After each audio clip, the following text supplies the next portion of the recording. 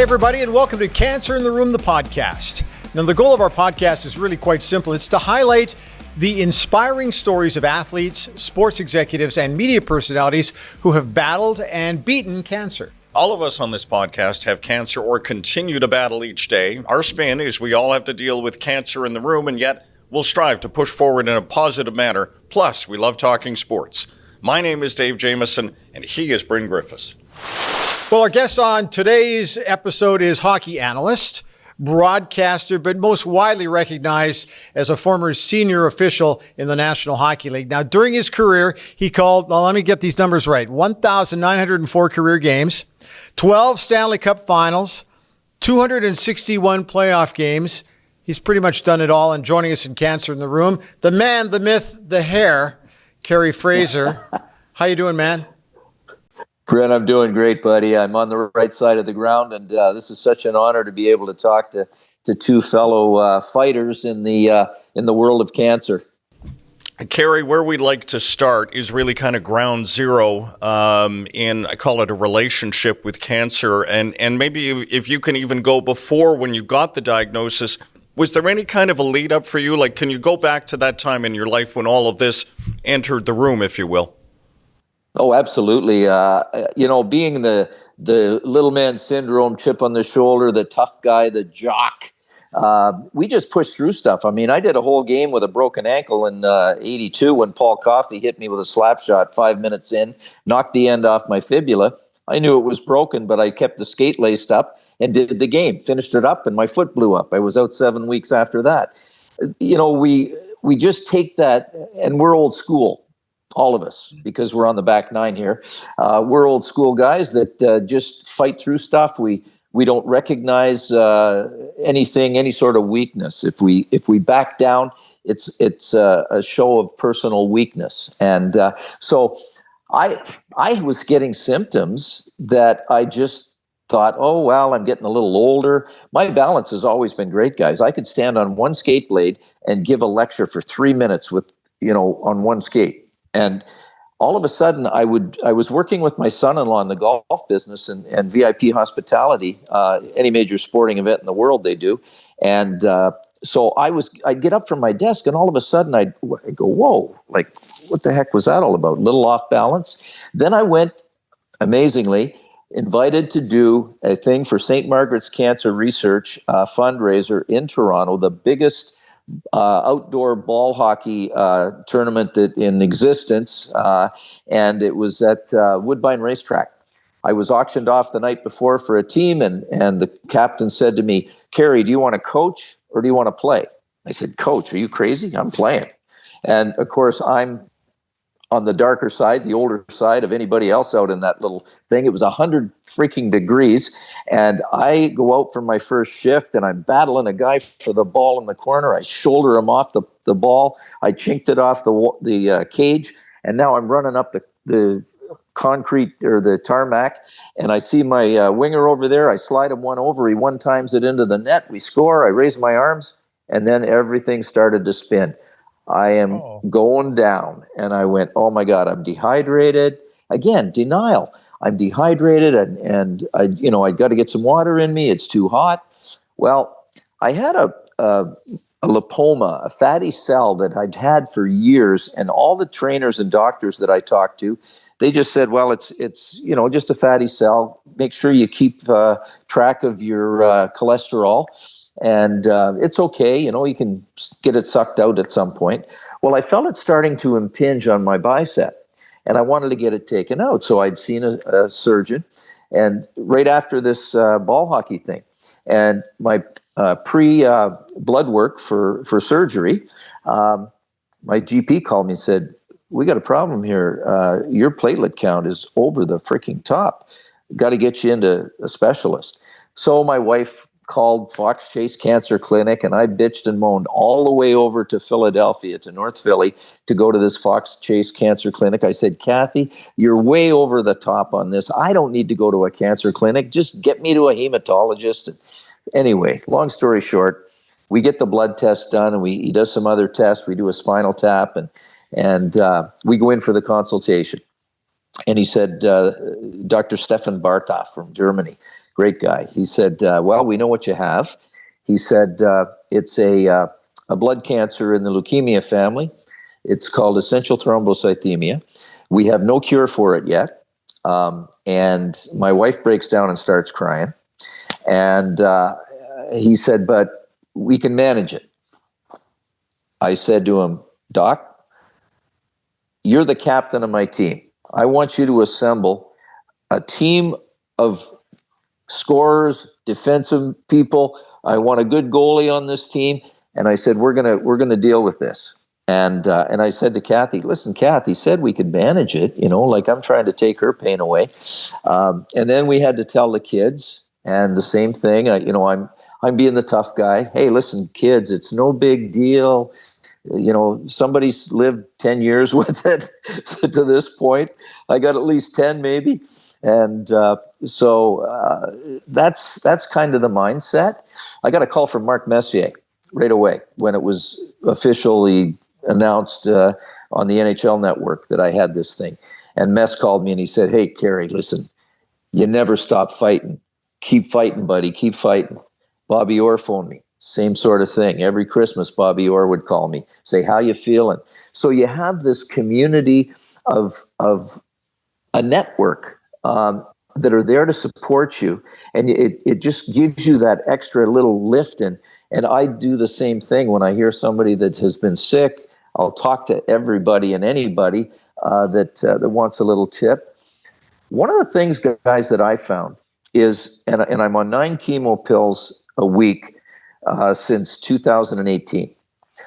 One of the side effects, I've been able to keep my hair. I can see you guys haven't. Yes. but stinger. But I get some fatigue. And I'm like the Energizer Bunny. I go. And then all of a sudden I hit the wall and I have to crash. And when I crash, I go down for a solid 14 hours at least. And I wasn't recovering as quickly in the last 6 months. So after New Year's, I decided, okay, what would I do if I was on the road and I had 10 games in 12 days and I'm tired and I'm going from city to city and after 8 or 9 games, you check into the next location and your body says, go to bed. Well, yeah. At that point, what I did is I said, Bryn, let's go to the health club. Don't go to bed, go to the health club. And I'd jump on the bike and I'd ride and it would energize me. So I thought, geez, it worked back through my career. Maybe it's going to work through this cancer stuff. And it's absolutely what happened. I'm doing 16 to 20 miles a day on the bike every day. I feel so good. My weight is down to what it was in my final game in 2010. And it's really helping. I still hit the wall sometimes and I have to, take care of myself. But, the other thing, guys, and I'll bet you relate to this too. What do I do when I ride the bike? Do I watch TV? Do I listen to music? No. I dial in and I pray for a solid hour. I have a spiritual awareness during that period. It is the most calm time of the day for me. I pray for all kinds of people that I know are sick, that are much worse off than me. And when you start thinking of other people, you start thinking less about yourself. Yeah. It's funny that you should say that because we had Steve Carlson on an episode earlier and he went down the spiritual road as well. But the one thing that there seems to be a common denominator with all of us, certainly with us, for me, I enjoyed having that meditation time out in the backyard. It was an opportunity for me to listen to the birds, to look at the squirrels. It's the stuff that I never had time for before.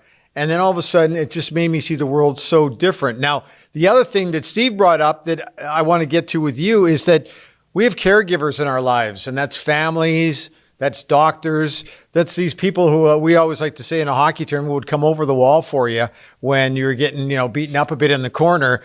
But talk about the people who were your caregivers. And also, you mentioned Mess and you mentioned Bobby Orr. There are guys not only in the hockey field, but people who stepped up to try to rally the troops, so to speak. Can you address any of that?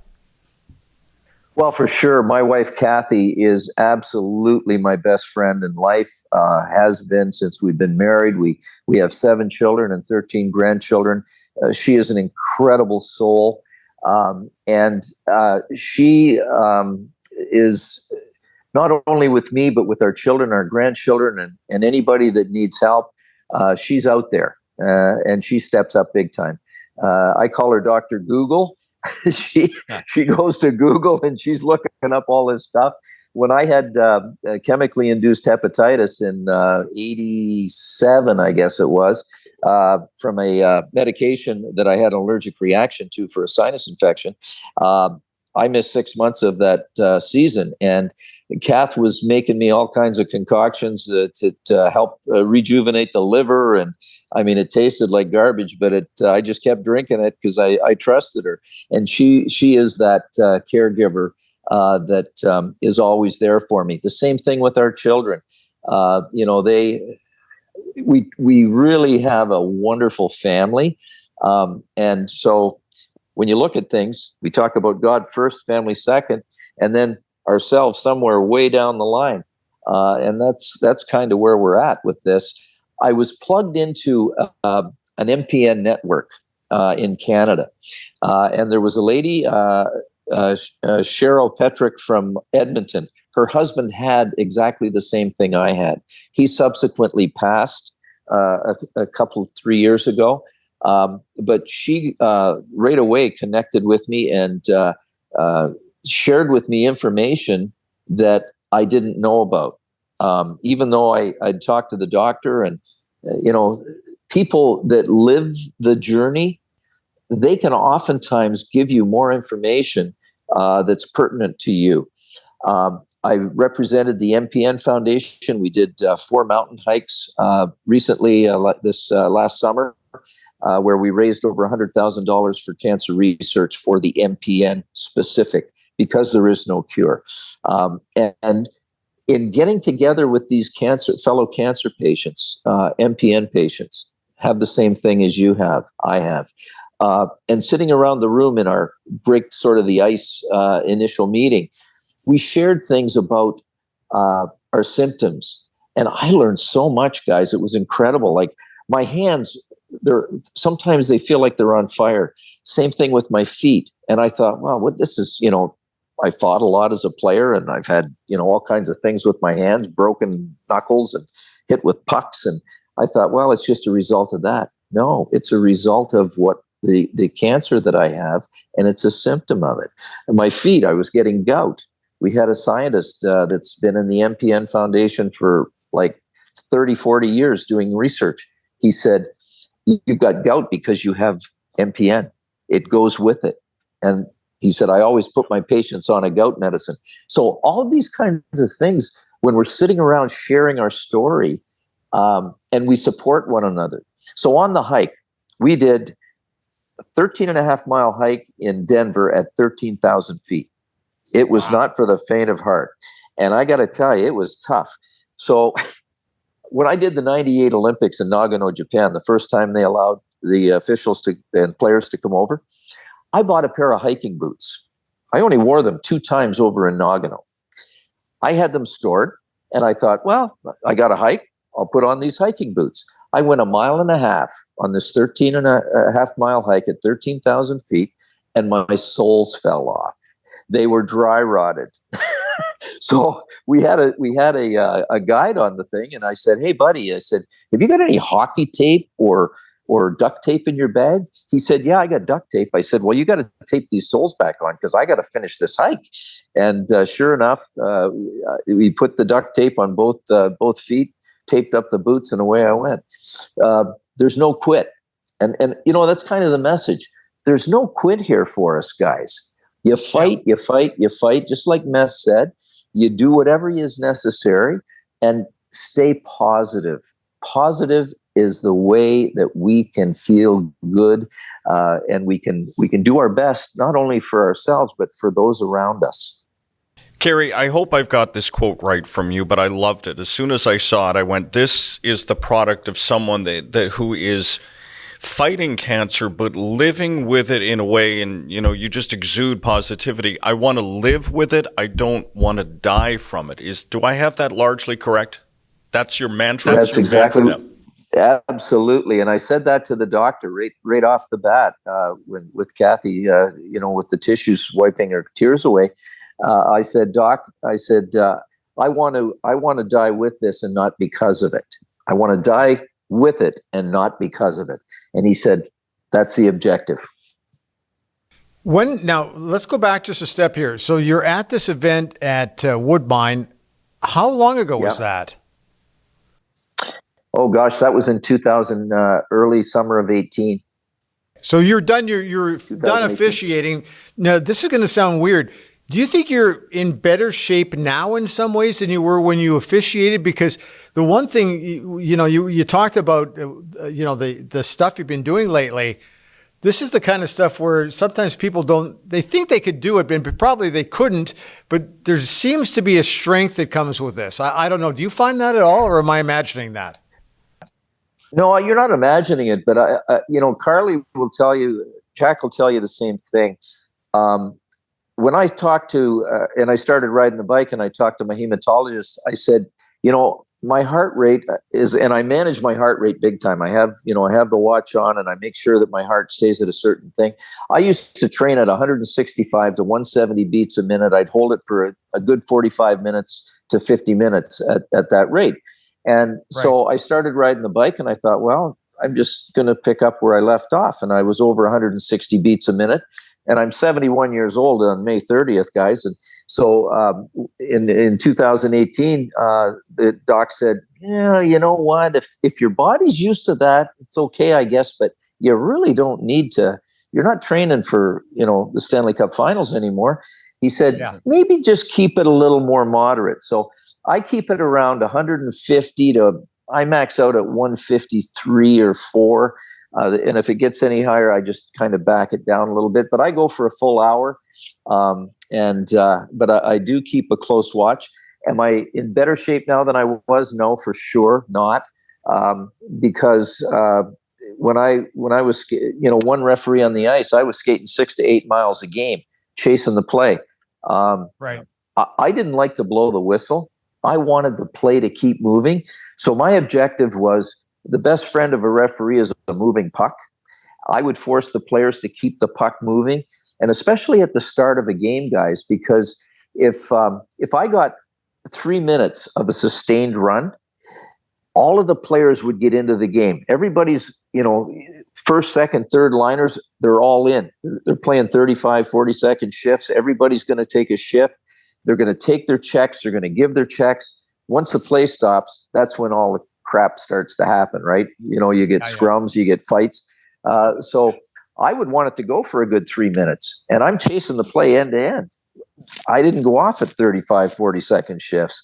So I was in amazing condition, cardiovascular at that time. I blew my ACL out in my left knee when I was 15 years old playing. I had 5 surgeries on that knee. Back then they never replaced or fixed your ACL. They just took the cartilage out. So I'm bone on bone, and I managed my body and my maintenance of all the injuries that I had along the way. I've got a torn rotator cuff in the left shoulder from a hit I took in 2009 from behind, from a Calgary defenseman. Of course. Rookie kid. And he got me. I got him back 2 weeks later, though. We collided, and he had his head down, and I popped him. There you go. Wasn't Tim Hunter, was it? Because he's been watching our podcast, so I just want to make that perfectly clear. I love Hunter. Hunts is a great guy. He's a character guy. All the tough guys, and I tried to befriend them. I wanted them on sort of my terms because when things hit the fan, they're the guys that I could go to and say, hey, listen, Hunts, you got to calm your guys down a little bit, will you please? Like, oh, okay, Phrase, okay. You could develop a rapport and a respect, especially with those guys, because they had a hard job, and I respected them immensely. Kerry, refereeing in any sport has got to be incredibly tough. You wouldn't know it by the criticism you guys receive in all sports. What are the qualities a good referee an effective referee has to have? And if you want to confine it to the NHL, that's great, or if it's more broadly, if there are characteristics that apply in other sports as well. But what are the things that you absolutely must have if you're going to succeed? Well, the first thing you have to have is an understanding of your role within the game. I think sometimes, we've been accused of trying to be the show, trying to be front and center, take charge. It's often said that if you don't know who the referee was that refereed the game, he did a good job. But in our game, that's not always true. If I go back to the 70s and the 80s and the brawling that took place, you had to step up sometimes. And every game has a heartbeat. And your tough guys will tell you that. It would be their job. If this heartbeat gets going too fast, they would have to step in and try and do something to control it. I wanted to be the controller before that happened. And there's certain ways that you could do it. You have to have an ability as a referee. And I think in some cases, from what I hear players today, this isn't happening as much as it should. You have to develop a relationship with all elements of the game, with the players and the coaches. You have to communicate with them. And I learned it the hard way, but I learned it very quickly because I had that little man syndrome and the type A personality and the chip on my shoulder. And from playing, I just automatically transitioned into refereeing, and I had to learn on the job. I had no experience at it. And it was tough, and there were some rough spots. The beauty of it was after every game, I would go back to my hotel room at the end of the night, and I would reflect on the things that I did and the things that I needed to do better to achieve a better outcome. And I learned in a dispute with Wayne Gretzky in our very first game in Northlands Coliseum that I needed to be better, that I was going to show him. He took a dive on me in the very 5-10 seconds into the game, and I was going to make him pay for it. Because we didn't have a diving penalty back then, and the Broad Street Bullies and Bobby Clark were playing that night in the Northlands. The crowd was on me, and I just got so stubborn that I was not going to let Wayne Gretzky intimidate me or show me up. And Bill Barber, who's also a bit of a showman.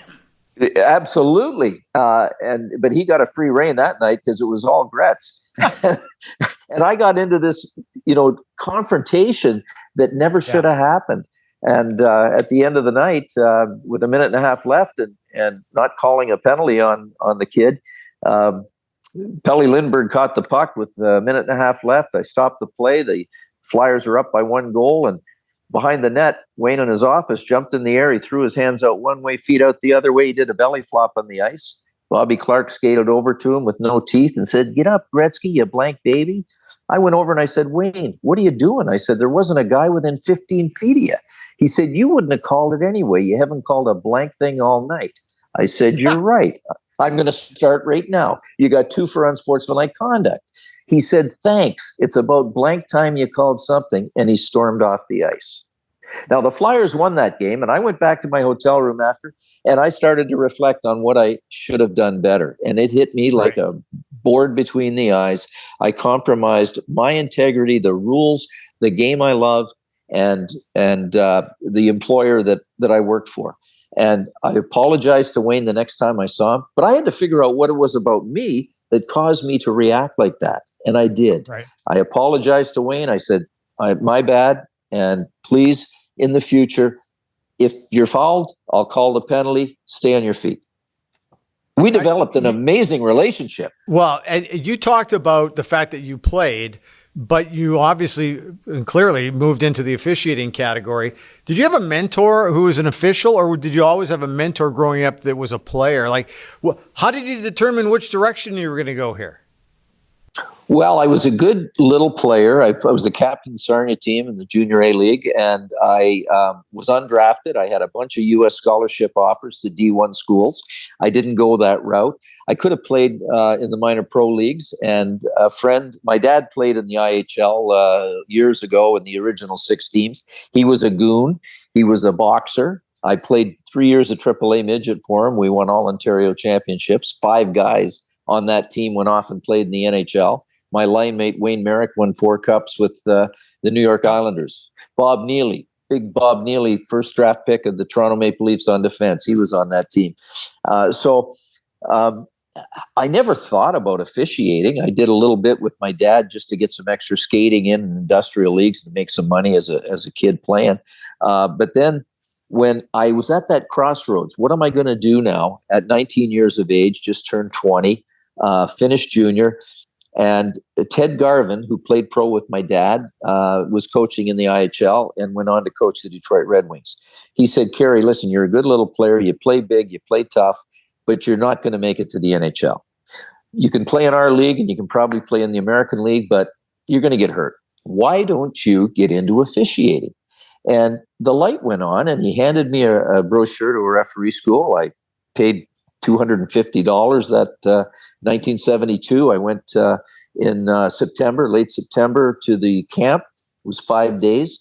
At the second last day, I refereed 10 minutes of a men's industrial league game. And Frank Udbury, Hockey Hall of Fame, former referee, was the assistant director of officiating. He watched me work 10 minutes. I didn't know where to stand. I didn't know what I was doing. And he met me when I came off the ice in the dressing room, and he said, I really like what I saw, and I think you've got some ability here. I'd like to bring you to the NHL training camp for officials. 2 days later, I was at training camp for the NHL referees and linesmen. It was a 10-day camp. They put me in the American Hockey League. John Van Boxmeer was the first pick of the Canadiens that year. I played junior against him the year before. He's playing for the Halifax Voyageurs. I'm working in that league. And so it just was, we had separate paths. And once I dropped the stick and the gloves, I absolutely loved the officiating part of the game. Kerry, can you watch hockey now? And I'm not asking you to call out either the style of officiating or the decisions they make, but you as a fan, can you separate what you used to do with what you're watching, and can you just enjoy hockey, or do you always kind of look at it through the lens of being an official? I think, one, I'm a fan. I'm a fan of the game, and I love the game, and I always did. I always wanted to make the game better through my participation as an official. When I look at the game now, and it's 2005, the game got really fast. We got rid of the clutch and the grab and the hook and the water skiing and all that sort of obstruction, they called it. So I participated in that right through 2010. So I was part of the faster game. It is skilled, fast, but I see that there's certain things that I kind of cringe when I'm watching the game because I'm critiquing it as an official. And one of the things that I had to design is a positioning philosophy that I did in 1984 because I was too small to see over and around players. It was adopted by the Canadian Hockey Association and USA Hockey. It works. And I learned it from watching Wayne Gretzky play. He saw the ice in advance. He knew not where the puck was now, but 3, 4 chess moves down the board. He knew where the puck was going to be. And I tried to develop that sort of vision of the ice as a referee so that I could move away from where the puck was going to be and players, give them their ice. I see guys that are getting in the way, they're getting hurt, they're getting hit. And when you're in the play, it's right on you, you don't see things. You've got to have a distance, a perspective, an angle. It's a game of angles. So yeah, I see it and I think, oh my God, I wish I could talk to that kid. I wish I know I could help him. But I'm watching it as a fan and I'm still rooting for the refs and the linesmen. They do a great job. They get all kinds of criticism like I did when playoff time. I mean, especially, right? That's when everybody gets excited. And the game is really exciting. It's funny though, I on April 26th, I received something from Pittsburgh Penguin Chronicles or something. And it was the anniversary of a game that I did in the first round of the playoffs that day, years ago. And it was the Washington Capitals playing against the Pittsburgh Penguins. And we had a brawl like you can't believe. I mean, it was behind the goal line. Craig Berube and another guy jumped on a Pittsburgh defenseman. Everybody's involved, and I'm looking up ice, and I see goalie Ole Kolzig charging with no gloves, no mask on, and I took off from behind the goal line to intercept him. And Dale Hunter was fighting with another player at the red line. And my brain was like, you're going to find this nuts, but this is exactly what I was thinking. As I'm racing in there, I see Kolzig coming, and he's a big guy. And I was going to throw a cross-body block across his upper body to stop him from getting into this fight. And we're both going full speed. And I got there just a little late, and I pulled up, and Kolzig he got poleaxed and knocked down. I ragdolled Dale Hunter out of the thing and pulled him out. I mean, it was bedlam. But when you look at the game now, the guys don't have to worry about that kind of stuff. Yeah. Hey, through your career, you did 12 Stanley Cup Finals, which is a tremendous number. But through your career, not all of your highlights, I'm guessing, were Stanley Cup Finals. Do you have like 2 or 3 memories that are great ones for you? And then give us the one that still bothers you, even at as I like to say at my age, my advancing age. Like, how do you? Is there one that really sticks out for you? Let's do the good stuff first, and then we'll do maybe a lot of us think we may know the one that you don't like, but you surprise us, will you? Well, there would be no surprise on the one that I don't like, but let's go to the good stuff. My first Stanley Cup final was 1985. I'd only done 2 previous years of playoffs. I did 1 round 2 years prior. The year before, I did 2 rounds, and now all of a sudden I'm in the Stanley Cup final, 1985. 1 referee, 2 linesmen. I was with Andy Van Helmond and Brian Lewis were the other referees that were chosen. And my first game went well. John McCauley was our boss. He had a lot of confidence in me and made me feel good. He was trying to incubate me a little bit. I did game 2. It went great in Philly, and I was to stand by for 4 and worked 5. Andy Van Helmond said, "Do you want to go for a skate in the morning?" We went to Northlands Coliseum, and he went around the ice one time, and he said, "My back's sore. I can't work tonight." I went, "Okay." I'm the backup. That means I got to go in, right? Pivotal game 4. So I said, we'll go back and tell McCauley, and I'm ready to go. I was into bed early last night, blah, blah, blah. So McCauley said, "Andy, you better get out there," because Andy said, "I can't work. My back's sore." So I went into game 4, and it was fantastic. I mean, I had the Flyers down 2 short. One of the Sutter twins on the kill intercepted a D-to-D pass. He's going in on a breakaway. He got pulled down from behind. I call a penalty shot. I go to Grant Fuhr. Grant was such a calm guy. Amazing. I'd look in his mask and Grant would just be like, da-da-da. So I said, "Listen, Grant, don't leave the crease until he touches the puck. And you let me know when you're ready, and I'll blow the whistle." He said, "Just send him. I'm ready. Just send him." And he stopped Sutter on the break. Like, it was like clockwork. It was a wonderful experience in my first final. The game that I recall as really being special was the Winter Classic in Fenway Park, my final season, New Year's Day 2010. And I'll tell you why, guys. Because I came through that storied ballpark, and I'm coming through the tunnel to get to the dugout, and I'm thinking, all these great players, Babe Ruth, Carl Yastrzemski, Carlton Fisk, you name it, they came through this little tunnel. And I step up onto the dugout steps, and I see the Green Monster and the Penske's pole and the crowd, and they see the jersey, and they start to cheer because they know the game's going to start. And I go to deep shortstop, and they're standing as the 2 honorary captains in their jerseys, Bobby Orr, Bobby Clark. I gave them a hug when I stepped on the ice, and we had crisp air, we had fresh snow, and I took off, and I felt like a little kid again in my backyard rink in Sarnia, Ontario that my dad made for us. And it was like the fountain of youth. I felt so great. And it's almost like deja vu, where you start your career as a little kid wanting to be an NHL player on a backyard rink in Canada. And now all of a sudden you've gone full circle. You've made certain milestones and made certain strides within the game, and now you're back on the outdoor rink. It was like just incredible. Now, the one that really I want back, guys, no surprise, the 1993 missed call on the high stick in overtime. I had Glenn Anderson in the penalty box. He tried to run Rob Blake's head through the boards, and I gave him a boarding penalty in OT. It was game 6, and we had Toronto won that game. It's a Montreal-Toronto Stanley Cup final. Well, off this face-off, I missed the fact that Gretz, I thought he was maybe shooting the puck. I didn't see it. Doug Gilmour thought he was a follow-through on a shot. He wasn't sure, but sure enough, the replay shows it was a missed high stick.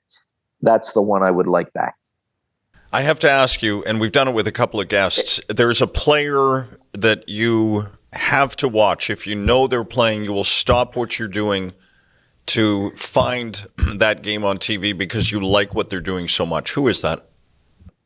Oh, my God. Connor McDavid is just amazing. I saw the kid as a 14-year-old when I was working with TSN, and the NHLPA did a all-Canadian, all-state, all-Canadians scouting the Bantam age players the season before. Gary Roberts ran a camp in Toronto. They brought in all kinds of different specialists, NHL players to teach the kids things. And they asked me, we broadcast their final game on a Saturday, coast to coast in Canada. And I put a wireless mic on me. I was part of the, as I refereed the game, I was interviewing players and getting sound bites. But I saw this, and they asked me to speak to the players because they brought in, accountants and agents, and these kids were all going to be millionaires. And I said, yes, I'll speak to the players about developing relationships that are fruitful, especially referee-player. But the only way I'll do it is if I can speak to their parents as well, because they're the most influential of these kids at that age. And the mom and dad of Connor McDavid were salt of the earth. They were incredible. And this kid was so mature and so humble. I thought, wow, the apple didn't fall far from the tree, but the skill that was demonstrated was over the top. Hey, listen, thank you for your time. What you've done here, and this is what we found with everybody we've chatted with, is that, it's hard to talk about where you've been recently, but everybody, and the feedback we're getting has been unbelievable. Everybody is so upbeat about their battle and how they can help others. And you have just helped more people again with coming on here today. And we can't thank you enough for that. Well, one last point, guys. You talk about a battle. I don't have a battle. I feel so blessed that what I have, we can fight through. There are a lot of people that are so much worse off. And those are the people that we need to help. We need to support, and we need to boost up, just like Messier and Bobby Orr and my wife, Kathy, as my caretaker, do for me. We need to help others, and we're helping ourselves at the same time. Thanks, Kerry. Appreciate it. Thanks so much, Kerry. Thanks, gents. Okay, that's it for today. Thanks for being with us as we talk sports and cancer on our podcast. We really hope the stories shared today help to make your day better and to inspire you to recognize so many have gone through so much, and there's positive stuff happening all the time on the Beat Cancer front. Okay, now if you have a comment on today's podcast or maybe a suggestion of somebody that you would like us to track down and talk to, then please feel free to drop us a note. It's really simple. The email address is mine. It's Bryn, B-R-Y-N, at road55.ca. Or you can also check out our Twitter feed. That one's really simple too. It's at Cancer in the Room. And we also have a website as well. It's www.cancerintheroom.com. And don't forget, you can also catch us on any of your favorite ear candy sites, Apple, Spotify, or Google. Just subscribe, and every time we drop a new episode, it goes automatically to your mobile device, and tell your friends too. That's it for today, Dave. Thanks for your time. Thank you. Thank you to Kerry Fraser for joining us on this episode. Have yourself a great day, everybody, and we're out of here.